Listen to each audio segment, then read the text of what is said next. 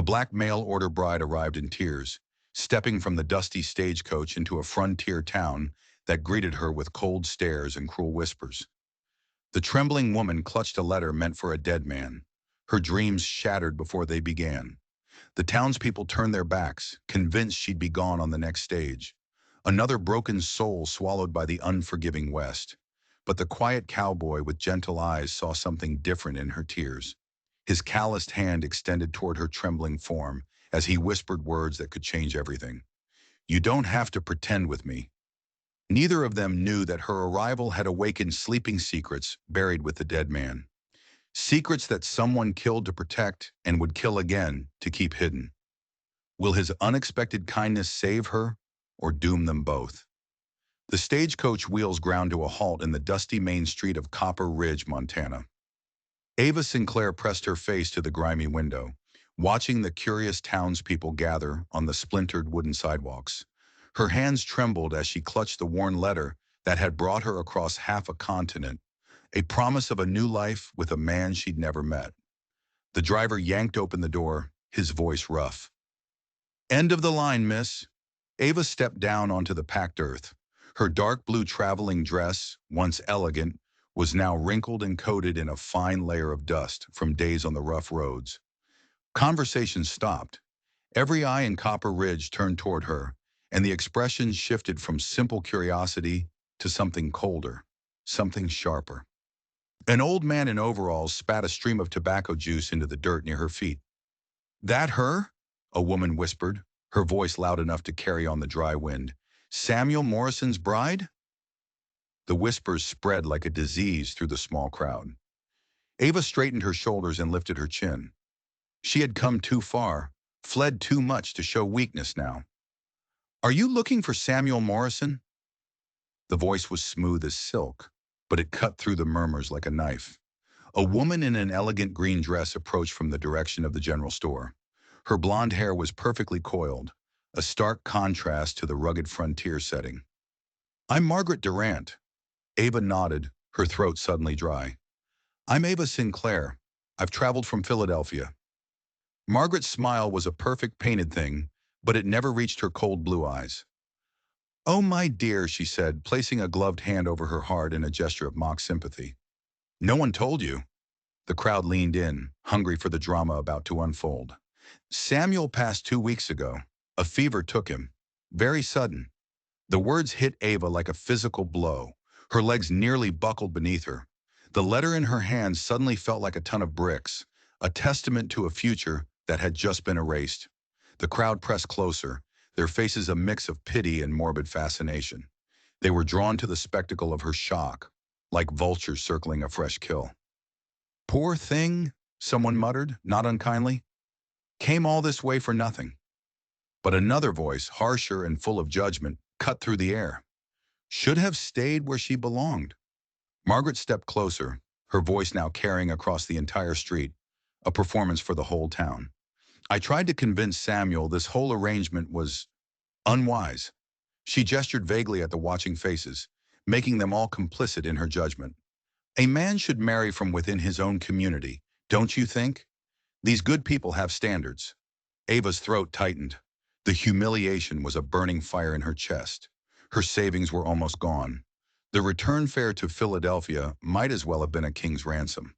She had fled one trap in Philadelphia, a life of misery arranged by her father, only to find herself walking straight into another one, 1,000 miles from anyone who knew her name. "Perhaps I could help you find passage back east," Margaret continued, her voice dripping with false charity. "As an act of Christian kindness, of course."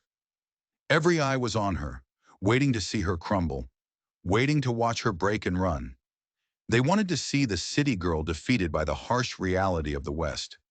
"That won't be necessary." The voice came from behind the crowd, low and steady. It wasn't loud, but it had a weight to it that made people listen. A tall man stepped forward, his hat casting long shadows across his weathered features. He moved with a quiet confidence that was more powerful than any boast, and the crowd instinctively parted for him. "Luke Callahan," someone whispered in the sudden silence, "the foreman from the Broken Star." Luke stopped directly in front of Ava, ignoring everyone else. His brown eyes were clear and direct. and they held none of the judgment or pity she had seen in the others. He looked at her, really looked at her, and saw the fight behind the fear. "You don't have to pretend with me," he said, his voice soft but firm. The simple words, spoken without pretense, broke something loose inside her. For the first time since stepping off that miserable stagecoach, Ava felt like she could finally breathe. It was a single, shuddering gasp of air in a world that was trying to suffocate her. But what she didn't know was that this quiet cowboy's kindness wasn't just a random act. It was a choice that would put them both in the crosshairs of a killer. Luke Callahan's offer hung in the air, a lifeline in a sea of hostile faces. "Mrs. Wells could use some help out at the ranch," he continued, his gaze unwavering. "Room and board, fair wages. If you're interested." Margaret Durant's perfect smile tightened at the edges, the first crack in her polished facade. "Luke, surely you don't think it's appropriate," she began, her voice sharp with disapproval, "to bring a complete stranger into Catherine Wells's home?" Luke didn't even glance her way. His focus remained entirely on Ava. "Mrs. Wells makes her own decisions," he said. His tone was still steady, but Ava could hear the steel beneath it, hard and unyielding. A few of the townspeople nodded their silent approval, while others frowned, siding with Margaret. The division was sudden and absolute. Luke had just drawn a line in the dust of Main Street, and everyone present was forced to choose a side. "I accept," Ava said, and her voice came out stronger than she felt, stronger than she had felt in years. Luke gave a curt nod to the stagecoach driver. "Help the lady with her trunk."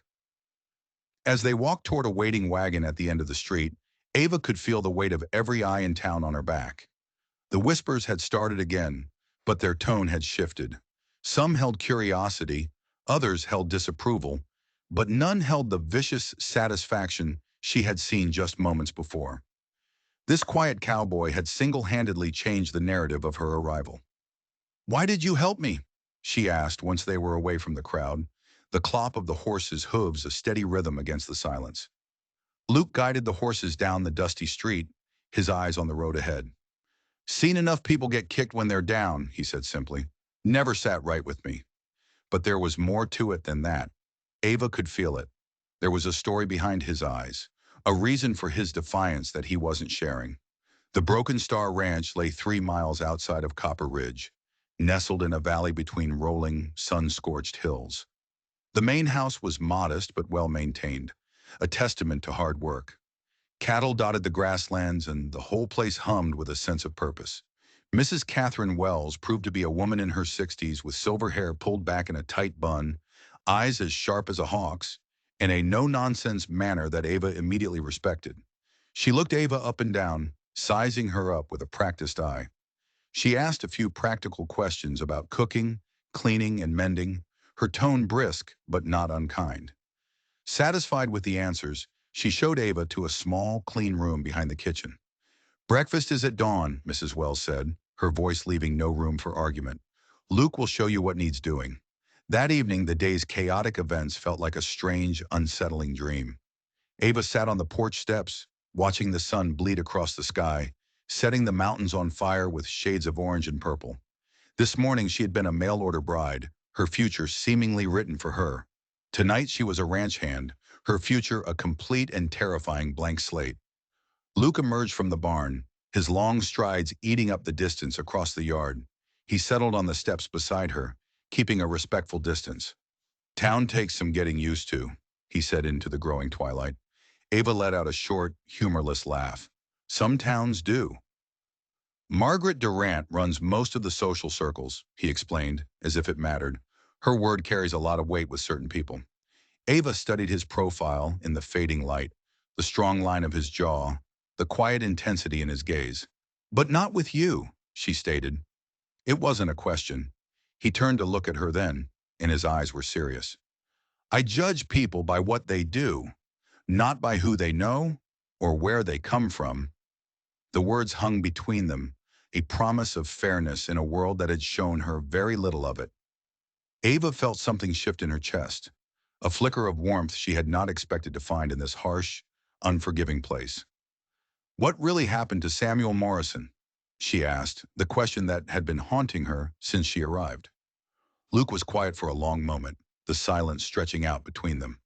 Fever, they said, came on fast. He paused, and when he spoke again, his voice was lower, laced with a suspicion he couldn't quite hide. Strange thing, though.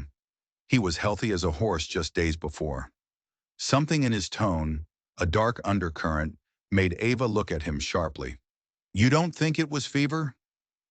Luke's gaze met hers in the dusk, and what she saw there sent a shiver down her spine. I think Samuel Morrison had secrets, he said slowly, and out here, secrets have a way of getting you killed. Dawn at the Broken Star came with a chill in the air and the lowing of cattle. By the time the sun crested the mountains, Ava's hands were raw from milking the cows. But it was a familiar ache, a comforting one. She moved through the barn with a quiet competence that didn't go unnoticed. Luke found her checking the feed supplies, her movements methodical, her eyes missing nothing. You've done this before, he said. It wasn't a question. My father owned a small farm outside Philadelphia, Ava explained, straightening up and wiping her hands on her apron. Before he passed, she ran a critical eye over the herd. These cattle need better mineral supplements. The grass here lacks some of the nutrients they'd get back east. Luke nodded slowly, a look of respect dawning in his eyes. Most of the hired hands he knew barely knew which end of a cow to milk. This woman, this supposed city girl, knew her business. I'll ride into town today, he said. Get what you need. The days settled into a steady rhythm. Ava worked alongside the other ranch hands, her slight frame belying a surprising strength. She didn't win them over with charm, she earned their grudging respect through sheer competence. She could spot the early signs of sickness in a calf, knew when a horse was favoring a hoof, and understood the delicate balance of feed and pasture rotation. Mrs. Wells watched it all with her sharp, discerning eyes. Girl's got sense, she told Luke one evening, as they watched Ava expertly mend a broken fence line. More sense than most of the men I've hired out of that town. But while Ava was earning her place at the ranch, Margaret Durant was working to ensure she had no place in Copper Ridge. Margaret's influence spread like poison ivy through the town. Shopkeepers who had been polite now grew cold when Ava entered their stores. The banker refused to discuss ranch business with her directly, always insisting on speaking with Luke or Mrs. Wells. On street corners, children would point and whisper, parroting the ugly rumors their parents spread at the dinner table. She's after something, Margaret would say to anyone who would listen, her voice a conspiratorial whisper over tea cakes and coffee. Mark my words, that woman didn't come all this way for love. She's an opportunist. But not everyone was so easily swayed. A few people, the ones who valued hard work over gossip, started to watch Ava's steady competence and began to wonder. The blacksmith, a burly man named Gus, gave her a respectful nod when she brought in horses to be shod, impressed by her knowledge of the animals. The grain merchant found her prices fair and her payments prompt. Slowly, grudgingly, a few cracks began to appear in the wall of suspicion Margaret had built around her. Then, 3 weeks after her arrival, everything changed. A stranger rode into Copper Ridge. His name was Harrison Webb. He was a thin, weaselly man in an expensive suit that looked wildly out of place in the dusty town. He checked into the hotel and immediately began asking pointed questions. He carried a leather satchel and spoke with the careful, precise language of a lawyer. I'm looking for a Miss Ava Sinclair, he told the hotel clerk. Urgent business regarding the estate of Samuel Morrison. Word spread through town like a flash flood. Margaret Durant, hearing the news, appeared at the hotel within the hour, her face pale beneath her carefully applied powder. Her composure was, for the first time, visibly rattled. Whatever business you have can wait, she told Webb, her voice tight with an authority she didn't possess. The woman you're looking for is hardly settled. She's a guest in this town. Webb consulted his pocket watch, a deliberate, dismissive gesture. The matter is time-sensitive, ma'am, he said coolly. If you could simply direct me to Miss Sinclair's current address. Back at the Broken Star Ranch, Ava was teaching one of the younger hands how to properly doctor a rope burn on a steer's leg when Luke rode up, his horse kicking up a cloud of dust. There was an urgency in his posture that set her on edge. There's a lawyer in town asking for you, he said, his voice grim. Says it's about Samuel Morrison. Ava's stomach plummeted. The only legal business she could imagine involved debts or accusations. She had seen enough of both in Philadelphia to last a lifetime. Webb arrived an hour later in a rented buggy, his fine city clothes already looking defeated by the rough country road. Mrs. Wells, her expression unreadable, invited him into the parlor. Ava, her heart pounding, changed from her work clothes into the one good dress she owned, the same one she had arrived in. Her hands felt clammy as she smoothed down the fabric. Miss Sinclair, Webb began without preamble, opening his satchel on the parlor table. I represent the estate of Samuel Morrison, deceased. I've been attempting to locate you for some time. I have no claim on his estate, Ava said quickly, wanting to shut down whatever this was before it started. We never met. We never exchanged vows. Webb smiled then, a thin reptilian smile that didn't reach his eyes. Nevertheless, Miss Sinclair, he said, pulling a thick, ribbon-tied document from his satchel, Mr. Morrison's last will and testament is quite specific. He cleared his throat and read from the document. To Miss Ava Sinclair of Philadelphia, should she arrive in Copper Ridge within 30 days of my death, I leave the entirety of my worldly possessions. The words seemed to echo in the small parlor, sucking all the air out of the room. Mrs. Wells set down her teacup with a sharp, loud clink. I'm sorry, Ava said, her voice a faint whisper. Could you repeat that? Webb's smile widened. He was clearly enjoying the moment. Congratulations, Miss Sinclair. You are now the sole owner of 2,000 acres of prime grazing land, the Morrison House and all its contents, substantial savings held in the Territorial Bank of Helena, and most importantly, he paused for dramatic effect, his eyes glittering, the water rights to Morrison Creek. The room spun around Ava.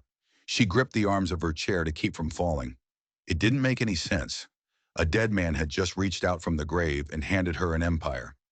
The water rights alone, Webb continued, savoring every word, effectively control the irrigation for half the ranches in this valley.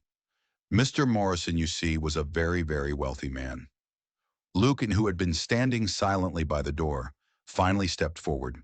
His face was a thundercloud. Why? He demanded, his voice low and dangerous. Why would he leave everything he owned to a stranger? Webb consulted the will again, a smug look on his face. His exact words were that he wanted his legacy to go to someone with the courage to build a new life in an unforgiving place. He believed, it seems, that Miss Sinclair possessed that particular brand of courage. Mrs. Wells let out a low whistle. The Morrison spread isn't just a ranch, she said, looking at Ava with newfound awe. It's the biggest operation in 3 counties. When do I take possession? Ava heard herself ask, the words feeling foreign in her own mouth. Immediately, Webb said, already arranging papers on the small table. I have the keys and the deed transfers right here in my satchel. He pushed a pen toward her. There are a few signatures required, but the inheritance is legally and irrevocably yours. By evening, the news had swept through Copper Ridge like a prairie fire. The mail-order bride who had arrived in tears just 3 weeks ago was now the wealthiest, most powerful landowner in the entire territory. The same people who had whispered cruel insults now spoke her name with a sudden, careful respect.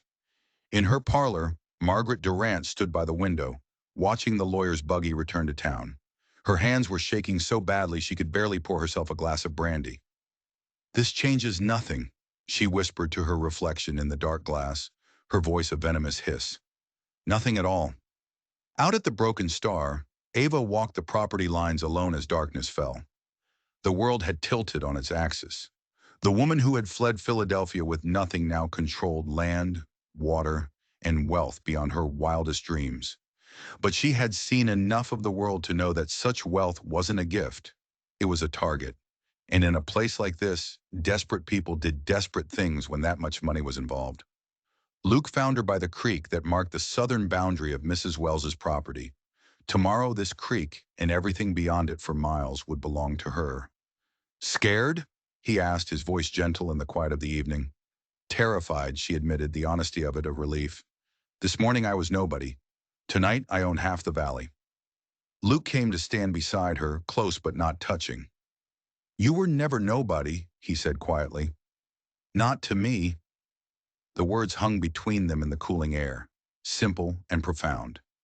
And in that moment, Ava felt a warmth spread through her chest that had nothing to do with her sudden fortune and everything to do with the quiet, steadfast man standing beside her. She had inherited a kingdom, but she had also inherited a war she didn't even know had started. The Morrison house stood like a silent fortress on the hill overlooking Copper Ridge. It was 3 stories of solid timber and stone, with large windows that caught the morning sun and threw it back in brilliant, blinding flashes. It was a monument to wealth and power.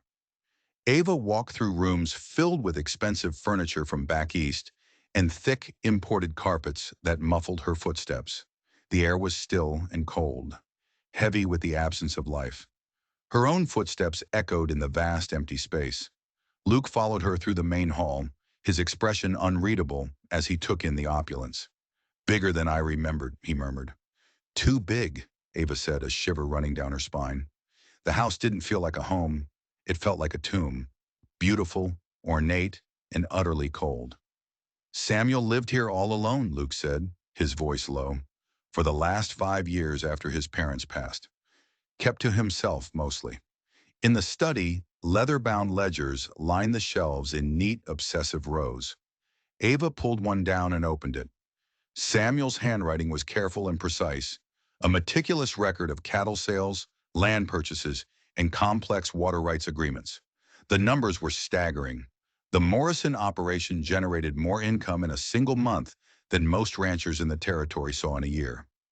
"He was building something," she said, her voice filled with a strange mix of awe and unease. She traced the columns of figures with her finger. Luke leaned over her shoulder to study the ledger, and his presence was a warm, solid comfort in the overwhelming strangeness of her new life. "Question is," he said, his voice a low rumble near her ear, "what was he building it for?" The ranch hands arrived at dawn the next day. There were 12 of them, men who had worked for Samuel Morrison for years.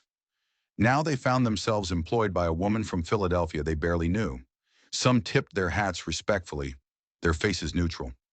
Others made their skepticism clear through sideways glances and muttered conversations that stopped abruptly whenever she came near. Ava met them in the main yard, the morning sun at her back, casting a long, imposing shadow across the packed earth. She had dressed for the part, not in her fine dress, but in sturdy riding clothes that spoke of competence rather than wealth. "I know this situation is unusual," she began, her voice clear and steady, carrying across the yard. "You signed on to work for Mr. Morrison, not for me. Any man who wants to draw his final pay and leave can do so right now, with no hard feelings." 3 men stepped forward immediately, collected their wages from Luke, and rode off without a backward glance. The rest remained in place, their expressions wary, waiting. "For those who stay," Ava continued, her gaze moving from one man to the next, "things will run much as they did before. Luke Callahan will remain as foreman. Your wages will continue as agreed." She paused, letting her words sink in, meeting each man's eyes in turn. "I ask only one thing. Judge me by my actions, not by the rumors you hear in town." One of the older hands, a grizzled man with a weathered face named Pete, cleared his throat. "With all due respect, miss," he said, his voice raspy, "what do you know about running cattle?" Ava met his challenging stare without flinching. "I know that sick animals cost a ranch more than healthy ones. I know that good pasture management is the difference between profit and loss at the end of the year. And I know," she added, her voice hardening slightly, "that out here, water is worth more than gold." Her voice carried the quiet authority of someone who understood the business down to its bones. "What I don't know," she finished, "I'll learn." Pete considered her for a long moment, then gave a slow, deliberate nod. "Fair enough." But fairness was in short supply. Within a week, strange things began happening on the Morrison land. It started small. Fence posts were cut during the night, allowing a dozen head of cattle to wander onto a neighboring property, forcing a long and difficult roundup. A water trough, critical in the dry heat, was found filled with dirt and heavy stones. The water fouled. Then it escalated. Someone drove long nails up through the wooden handles of the shovels and pitchforks in the tool shed, turning simple tools into dangerous traps. Luke found Ava in the barn, examining a saddle that had been slashed with a sharp knife, the leather cut clean through. "This is getting worse," he said, his jaw tight with anger. "This isn't random." "Any idea who?" Ava asked, her own voice tight. "Could be anyone with a grudge against Samuel," Luke admitted.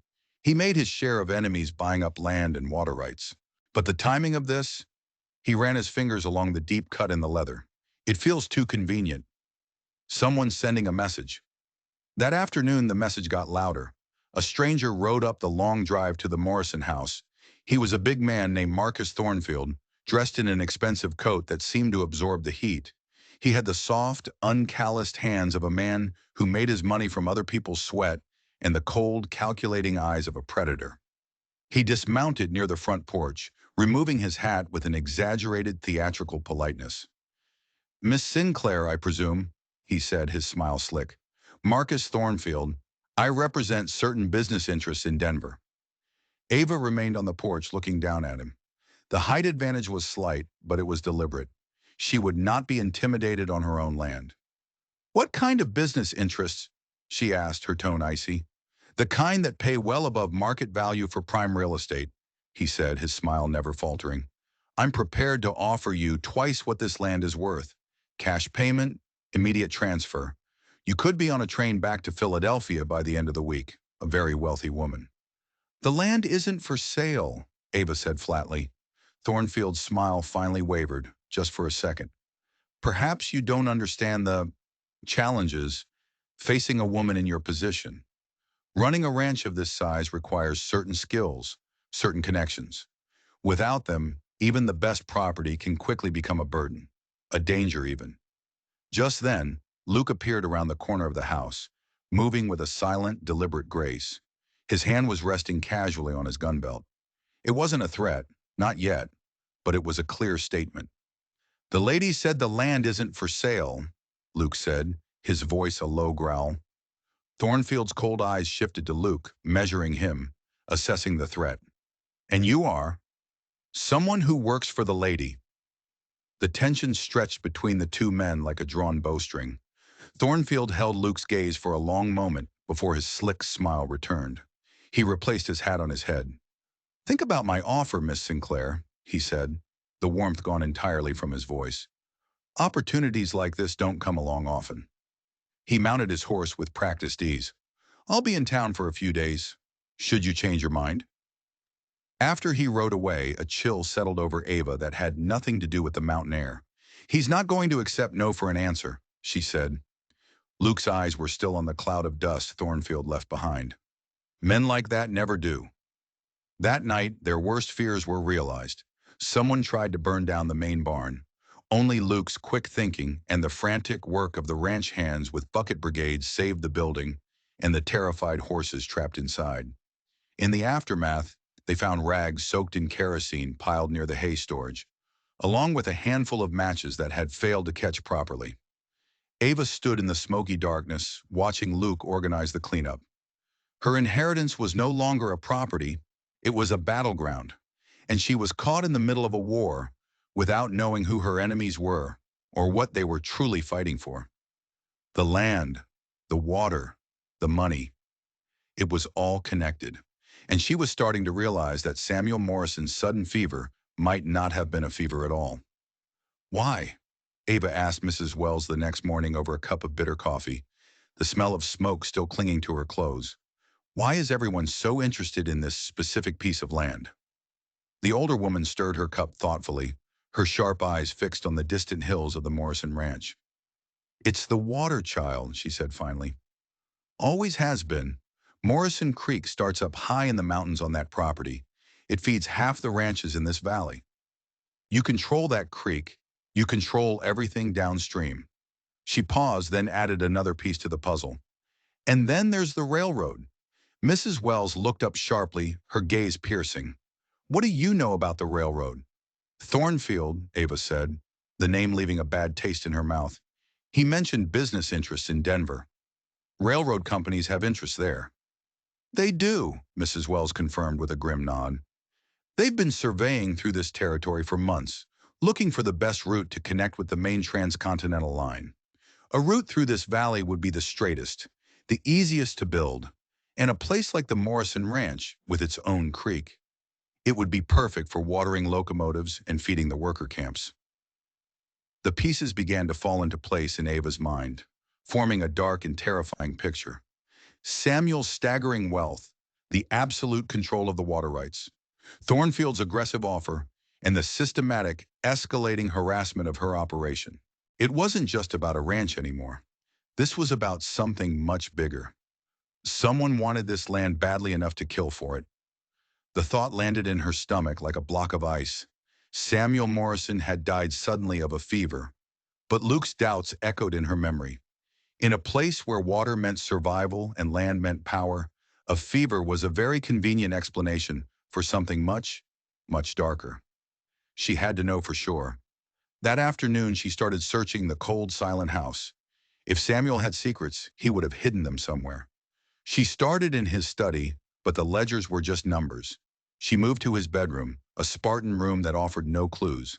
Finally, in an upstairs storage room, tucked away behind a stack of moth-eaten winter coats and a cedar wardrobe, she found them. 3 dusty wooden crates filled with Samuel Morrison's personal belongings. Luke helped her carry the heavy boxes downstairs to the study.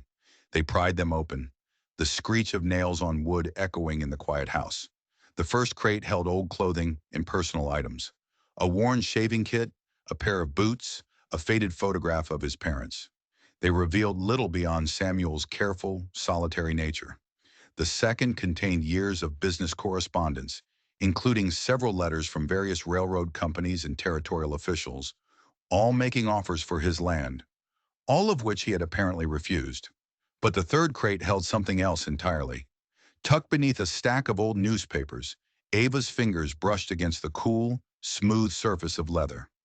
"Look at this," she said, her voice barely a whisper. She lifted out a leather-bound journal. The entries began 3 months before Samuel's death. His handwriting, so neat and precise in the ledgers, was shakier here, more urgent. It was the writing of a man who knew he was in danger.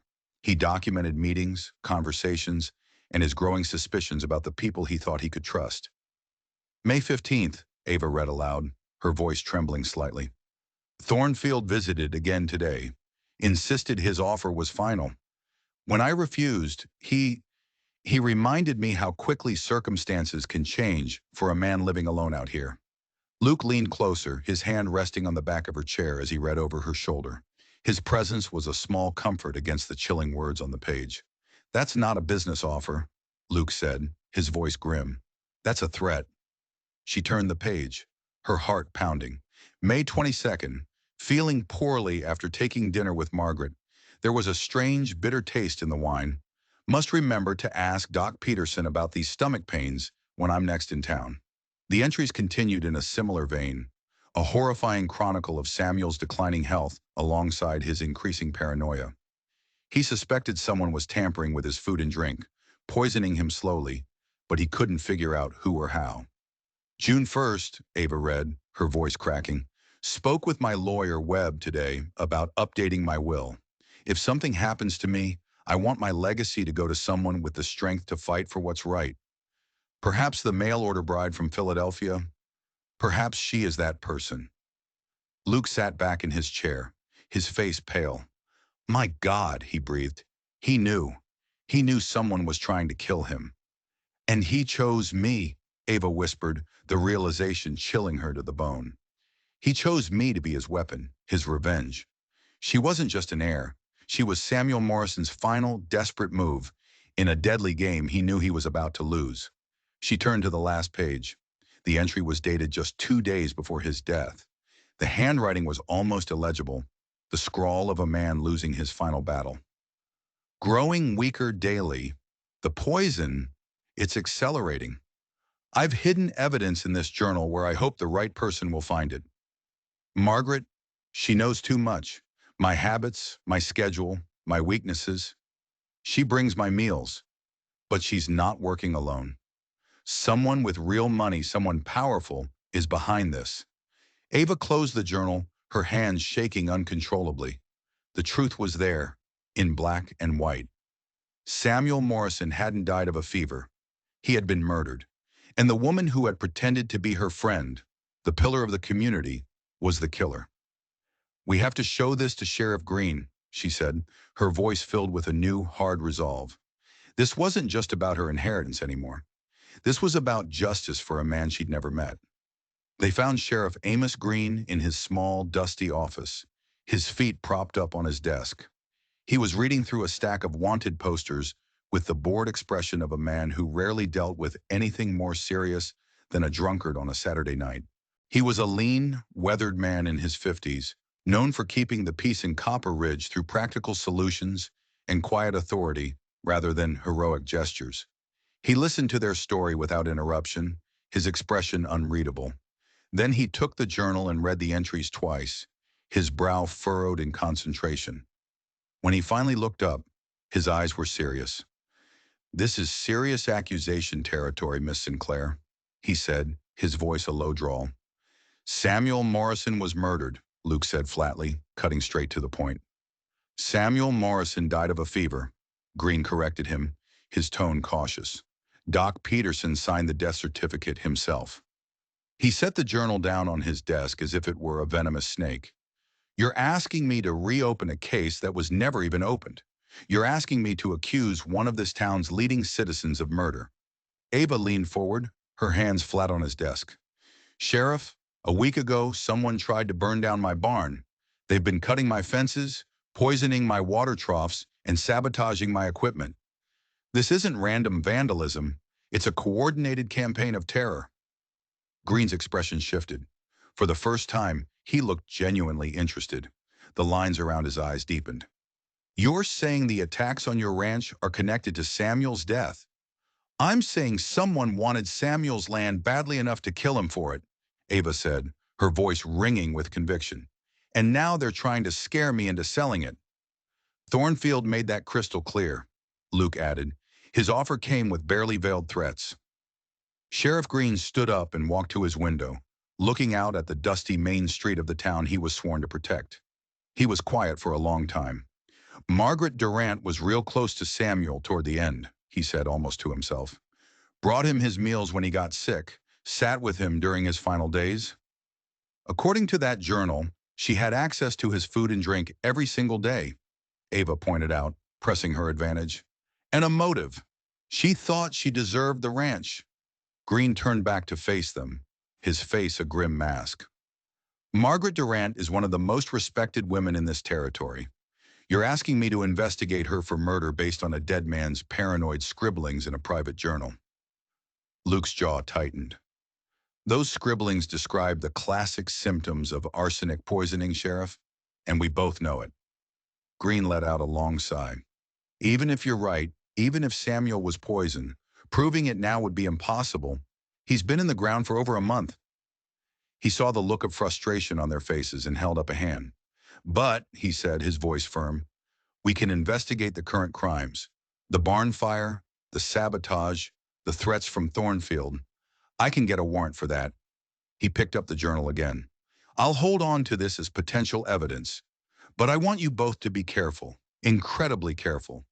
If you're right about this, if someone really did kill Samuel Morrison for his land, they won't hesitate to kill again to keep it." That evening, Luke found Ava on the front porch of the Morrison house. She was staring out at the valley that now belonged to her, the valley that was trying to kill her. The sun was setting behind the mountains, painting the sky in violent shades of red and gold. "Having second thoughts?" he asked, settling into the chair beside her. "Every single minute," she confessed. She turned to look at him, her face pale in the fading light. "A month ago, I was running away from one dangerous man in Philadelphia. Now I find myself fighting a conspiracy that involves murder, railroad money, and a woman who wants me dead." "You could still sell," Luke said quietly. "Take Thornfield's offer. Go back east and start over somewhere safe." Ava looked at him, a small, sad smile on her lips. "Could you?" she asked. "If someone murdered your friend and tried to steal everything he'd worked his entire life to build?" Luke was quiet for a long moment, his gaze fixed on the darkening horizon. "Samuel Morrison wasn't my friend," he said, his voice low. But you are. The simple statement hung between them in the cooling air, more powerful than any grand declaration. Ava felt her heart skip a beat in a way that had nothing to do with fear and everything to do with the man sitting beside her. Luke, she began, her voice suddenly unsteady, there's something you should know about me, about why I really left Philadelphia. I know enough, he said gently. You know I fled an arranged marriage. She pressed on, needing him to understand. You don't know that the man was violent, that he put me in the hospital twice before the wedding was even announced. The words came out in a rush, a torrent of shame and fear she had held inside for years. My father arranged the marriage to pay his gambling debts. I wasn't a bride. I was collateral in a business deal. Luke's hands tightened into fists on the arms of his chair, his knuckles white. But when he spoke, his voice was perfectly steady. That's behind you now, Ava. Is it? She whispered. I've spent my whole life running from powerful men who think they can control me, buy me, break me. And now I'm right back where I started, fighting another one. Luke turned to face her, and his eyes were blazing with an intensity that took her breath away. No, he said, his voice a low, fierce promise.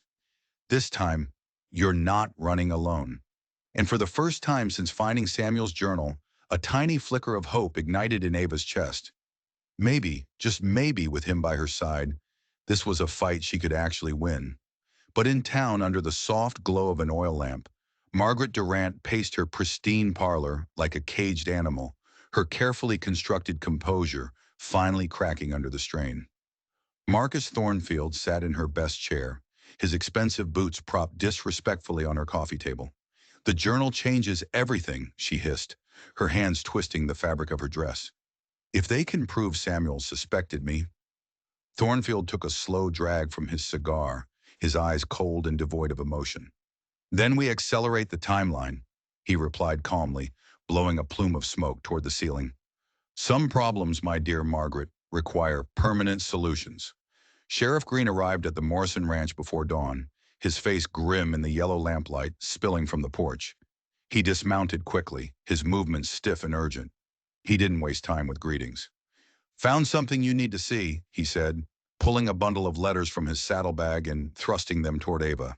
Searched Margaret Durant's house last night. Got a territorial warrant based on the threats and the arson attempt. Ava took the letters, her hands trembling. The first envelope was addressed to Samuel Morrison in an unfamiliar, looping script.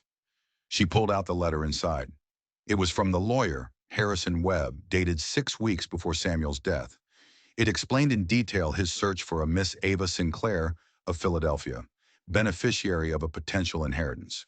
This should have reached Samuel 3 weeks before he died, Green said, his voice tight with controlled anger. Instead, Margaret intercepted it, along with these 5 other letters from the lawyer. Luke took the letters and examined the postmarks, his expression darkening with each one. She was stealing his mail, he said, his voice a low growl. She knew you were coming. She knew about the will. It gets worse, Green said. He handed Ava another document, a single sheet of folded paper. Found this hidden in a lockbox in her bedroom. It was a contract, a legally binding document promising Marcus Thornfield the exclusive rights to purchase the entire Morrison property for half of its assessed value. The contract was signed in Margaret's careful, elegant script, and it was dated just 3 days after Samuel Morrison's funeral. Ava stared at the paper, the world narrowing to the damning words in front of her. The shaking in her hands wasn't from fear anymore. It was from pure, unadulterated rage. She killed him for money, she whispered, the words like poison on her tongue. That's what we're going to prove, Green said, his voice now holding the hard edge of steel. But I need her to confess. This evidence is strong, but a good lawyer could argue it's circumstantial. I need to hear it from her own mouth. They didn't have to wait long. That very afternoon, Margaret Durant's buggy came rolling up the long drive to the ranch house, raising a cloud of dust in its wake. She was dressed in her finest Sunday dress, carrying herself with the unshakable dignity of someone paying a formal social call. She was coming to assess her enemy. Ava met her on the front porch. Luke and Sheriff Green positioned themselves nearby, just inside the front door, out of immediate sight but close enough to hear every word. "Such a lovely day," Margaret said, climbing the porch steps with practiced grace, her smile as bright and false as ever. "I thought we might have some tea and discuss your future in our little community." "I know about the letters, Margaret," Ava said, her voice quiet but carrying the weight of an accusation. Margaret's smile flickered, just for a second. "I'm sure I don't know what you mean, my dear." "The letters from Harrison Webb," Ava pressed on, her voice getting stronger. "The ones you stole from Samuel's mail." She pulled the bundle of stolen letters from behind her back and held them up. "The ones that would have brought me here weeks earlier, before you could finish what you started." This time, Margaret's composure didn't just crack, it shattered. Her face went deathly pale beneath her carefully applied powder, and her hands began to shake violently. "You don't understand the situation," she stammered, her voice rising in panic.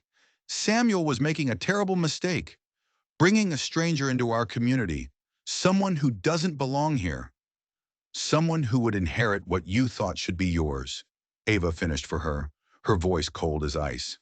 "I cared for him," Margaret cried, the words sharp and desperate. "I nursed him when he was sick. I kept him company during those long, lonely evenings. I earned the right to his consideration." Ava took a step closer, her eyes boring into Margaret's. "You poisoned him. I never meant for it to go so far." The confession burst out of Margaret like water through a broken dam, a torrent of self-pity and rage. "The arsenic. It was just supposed to make him weak, dependent on me. He was supposed to turn to me, to realize he needed someone to take care of him. He was supposed to choose me."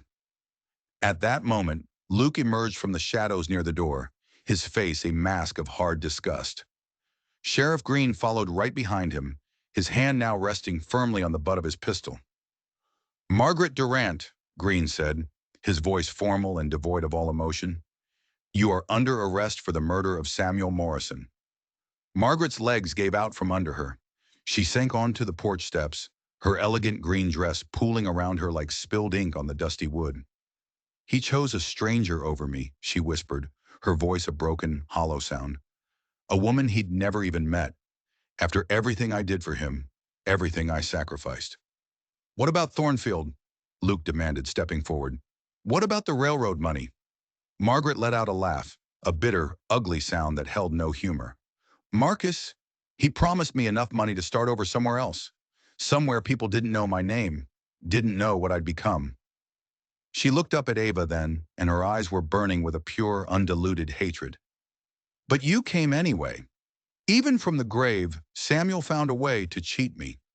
Sheriff Green pulled Margaret to her feet with a surprising gentleness that belied the grim set of his jaw. "Come on, Margaret. It's time to get this finished." As they walked toward Green's horse, Margaret turned back one final time, her face twisted into a snarl. "You think you've won?" she spat at Ava. "You think you've won something? This land will destroy you just like it destroyed him. There's too much money involved, too many powerful people who want what you have. You'll never be safe here." "Let them come," Ava said, her voice clear and ringing, with a newfound strength she didn't know she possessed. "I'm not Samuel Morrison, and I'm not alone." After Green led Margaret away in shackles, Luke and Ava stood together on the porch, watching the dust settle on the empty road.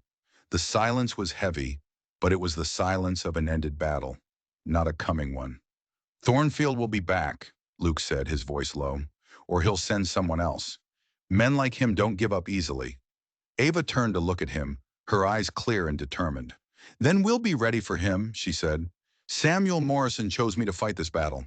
I intend to win it." The news of Margaret Durant's arrest and confession hit Copper Ridge like a bolt of lightning on a clear day. The revelation that one of their most respected, most pious citizens was a cold-blooded murderer shattered the town's simple assumptions about good and evil. It forced uncomfortable questions about their own judgment, their own prejudice against the stranger who had come to their town. Marcus Thornfield didn't wait for the dust to settle. He left town that very night, taking the evening stage to Denver without even bothering to settle his hotel bill. He vanished like a bad dream, but Ava knew he was just retreating, not surrendering. The railroad's interest in Morrison Creek would have to find another, more subtle avenue of approach. At the Broken Star Ranch, Mrs. Wells poured herself a generous measure of whiskey. She stood on her porch and raised her glass toward the distant silhouette of the Morrison house on the hill. "Here's to Samuel Morrison," she said to the empty parlor behind her. "The man knew how to pick his battles, even after he was dead." In the territorial jail, Margaret Durant sat on a narrow cot, staring at the barred window. She had lost everything: her reputation, her freedom, her future. She had been destroyed by the same jealousy and greed that had driven her to murder.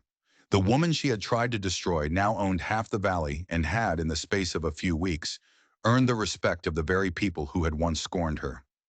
Margaret's final, desperate gamble had failed spectacularly. Justice in the territory would be swift and certain. Back at the Morrison house, Ava walked through the grand, silent rooms. They no longer felt like a tomb. They felt like a responsibility. Tomorrow, she knew, would bring new challenges, new enemies, new obstacles to the life she was trying to build.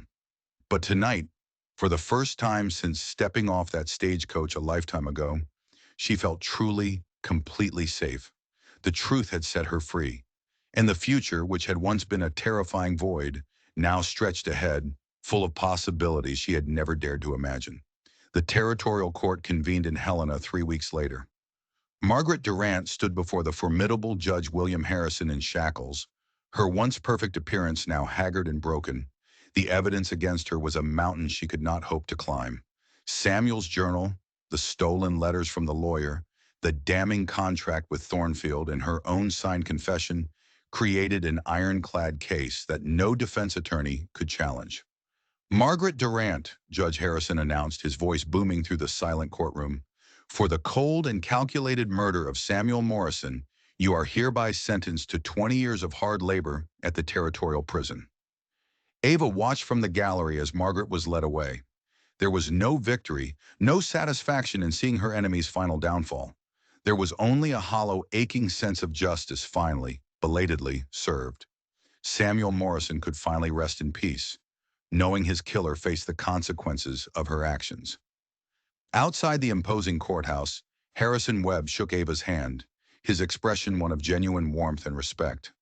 "Samuel would be proud," he said. "He'd be proud of how you've handled his legacy." "I never even got to thank him," Ava said, the words catching in her throat. "You honored his trust," Webb replied. "That's thanks enough for a man like him." The ride back to Copper Ridge took 2 long days, through mountain passes painted gold and crimson by the turning autumn leaves. Luke rode beside Ava's wagon, their comfortable silence a testament to the partnership that had been forged in the crucible of their shared ordeal. As they crested the final hill and the small cluster of buildings that was Copper Ridge came into view, Luke spoke. "What happens now?" he asked, his gaze on the valley spread out before them. Ava looked at the land, her land, and a sense of fierce protectiveness washed over her. "Now," she said, her voice firm, "we build something better than what came before." The town that greeted them had changed. The change was subtle, but it was real. People who had once crossed the street to avoid her now nodded respectfully as she passed. Shopkeepers who had been cold and dismissive now greeted her by name, and they meant it. The children no longer pointed and whispered. They watched her with a wide-eyed, curious interest. At the general store, the elderly clerk who had once refused to serve her now eagerly asked her about the health of her cattle and offered unsolicited but helpful advice about winter feed. They were small changes, but they added up to something much larger: acceptance. It's funny how people's attitudes can shift once they realize they were on the wrong side of things, Mrs. Wells observed over dinner at the Broken Star Ranch that evening. "Some people," Ava corrected gently, a small smile playing on her lips. "The others just follow whoever holds the power." "Power is a funny thing out here," Mrs. Wells mused, swirling the whiskey in her glass. "Samuel Morrison had it because he controlled the water. Now you do." "I'd rather have respect," Ava said. Mrs. Wells smiled, her sharp eyes crinkling at the corners. "You earn one, child. The other follows naturally." The Morrison Ranch house, too, began to transform. It slowly shed its identity as a mausoleum and began to feel like a home. Ava moved Samuel's personal belongings to the attic with care and respect, and filled the empty rooms with her own touches. Books she'd brought from Philadelphia, a simple rocking chair that had belonged to her mother, and bright curtains that let in far more light than Samuel's heavy drapes ever had. Luke found himself spending most of his evenings there now, going over ranch business with her by the fire, planning for the coming winter, and mapping out their future. Their relationship, born of necessity and crisis, had deepened into something neither of them had expected to find in this harsh and unforgiving land. "There's something I've been meaning to ask you," he said one evening as they sat by the crackling fireplace, the ledgers forgotten on the table beside them. Ava looked up from the book she was reading, her heart giving a little flutter. "What's that?" "Marry me." The words hung in the air between them, as simple and direct as everything else about Luke Callahan. Ava set down her book and studied his face in the warm firelight. His expression was serious, hopeful. "Are you sure?" she asked, her voice barely a whisper. "People will talk. They'll say you're only after my money." "People said worse things about both of us when you had nothing but the clothes on your back," he countered. "Their opinions didn't matter then, and they don't matter now." "And you're not after my money?" she teased gently, though she already knew the answer. Luke's smile was gentle and sure, and it made her heart ache with a happiness she had never known.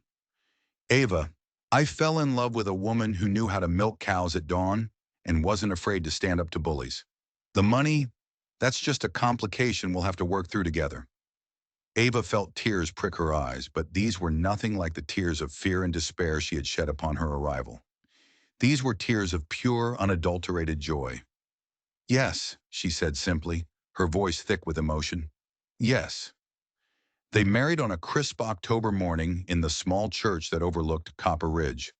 Half the town attended, including many of the same people who had once wished her gone.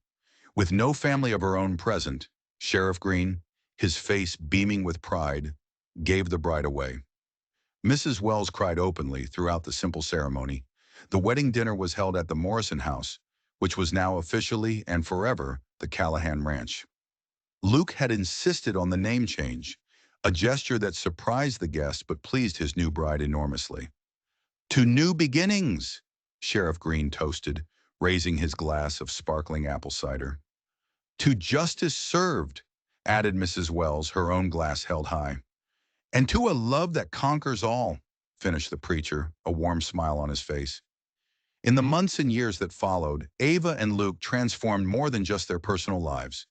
They used their wealth and influence to build a better community. They established a schoolhouse that welcomed all children, regardless of their family's background, and hired a progressive teacher from back east who shared their vision. They renegotiated the water rights agreements with all the neighboring ranchers, replacing Samuel's sometimes harsh and ruthless business practices with cooperative partnerships that benefited the entire valley. The railroad did eventually come through, but it was on terms that benefited the whole community, not just a handful of outside speculators. Ava's control of the water rights gave her the leverage she needed to ensure fair compensation for every landowner whose property was affected. Marcus Thornfield, true to form, made one final attempt to acquire the property, sending a team of slick lawyers from Denver with a flurry of complicated legal challenges. But Ava had learned how to fight those kinds of battles, and her newfound wealth could afford the best legal representation available. The challenges failed, completely and humiliatingly. On the first anniversary of her arrival in Copper Ridge, Ava stood on the front porch of her house, watching the sunset paint the mountains in familiar shades of gold and crimson. Luke came to stand beside her, slipping a strong arm around her waist in the easy, comfortable intimacy of a marriage built on a foundation of genuine partnership. "Any regrets?" he asked quietly. "About which part?" she asked, smiling up at him. "Coming here, fighting for this place, staying when it would have been so much easier to leave?" Ava leaned her head against his shoulder and surveyed the valley that now finally felt like home. The cattle were healthy, the land was productive, and the community was slowly but surely learning to judge people by the content of their character rather than the circumstances of their arrival. "I regret that a good man had to die for me to find this life," she said finally, her voice soft.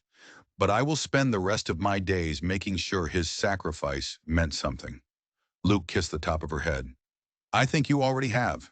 In the distance, one by one, lights began to flicker on in the small houses of Copper Ridge. Each light represented a family, a story, a life made possible by the water that flowed from Morrison Creek. Ava Morrison Callahan had inherited more than just land and money. She had inherited a responsibility to protect and nurture an entire community.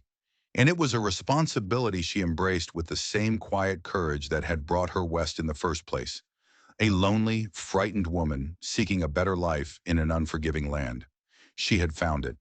If you enjoyed this story of justice in the Old West, don't forget to like and subscribe for more tales of unbelievable true grit.